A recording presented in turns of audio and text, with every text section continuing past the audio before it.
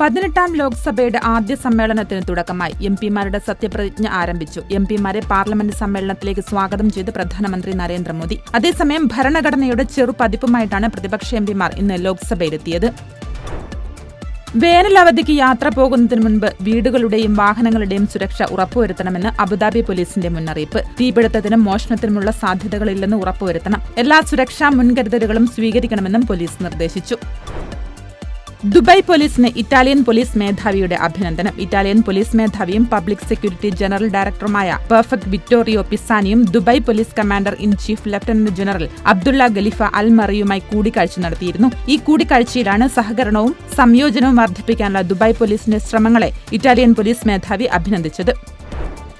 മൂടൽമഞ്ഞിൽ ദൂരക്കാഴ്ച കുറയുന്നതിനാൽ വാഹനയാത്രക്കാർ ജാഗ്രത പാലിക്കണമെന്ന് electronic information ബോർഡുകളിൽ പ്രദർശിപ്പിച്ചിരിക്കുന്ന വേഗപരിധി പാലിക്കണമെന്നും പോലീസ് നിർദ്ദേശിച്ചിട്ടുണ്ട്.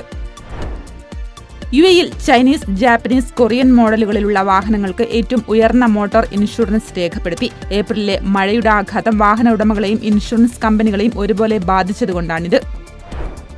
ഒമാനിൽ കുട്ടികൾ ഏറ്റവും കൂടുതൽ ഉപയോഗിക്കുന്ന സോഷ്യൽ മീഡിയ പ്ലാറ്റ്ഫോം യൂട്യൂബ് ആണെന്ന് നാഷണൽ സ്റ്റാറ്റിസ്റ്റിക്സ് ആൻഡ് ഇൻഫർമേഷന്റെ കണക്ക്. 18 വയസ്സിൽ താഴെയുള്ള 78% കുട്ടികളും യൂട്യൂബ് ഉപയോഗിക്കുന്നവരാണ്. ഇതിൽ 50% കുട്ടികൾ മാത്രമാണ് പഠനാവശ്യത്തിന് മാത്രമായി യൂട്യൂബ് ഉപയോഗിക്കുന്നത്.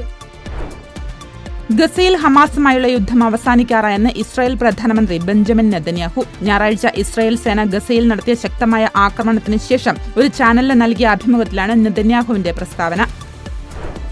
ഹജ്ജ് തീർത്ഥാടകനായ മലപ്പുറം വാഴൂർ സ്വദേശിയെ മിനയിൽ കാണാതായി. വാഴൂർ തിരുത്തിയാട് സ്വദേശി മണ്ണിൽ കടവത്ത് മുഹമ്മദിനെയാണ് ശനിയാഴ്ച മുതൽ കാണാതായത്. ഇന്ത്യൻ ഹജ്ജ് കമ്മിറ്റി മുഖേനയാണ് മുഹമ്മദ് തീർത്ഥാടനത്തിന് എത്തിയത്.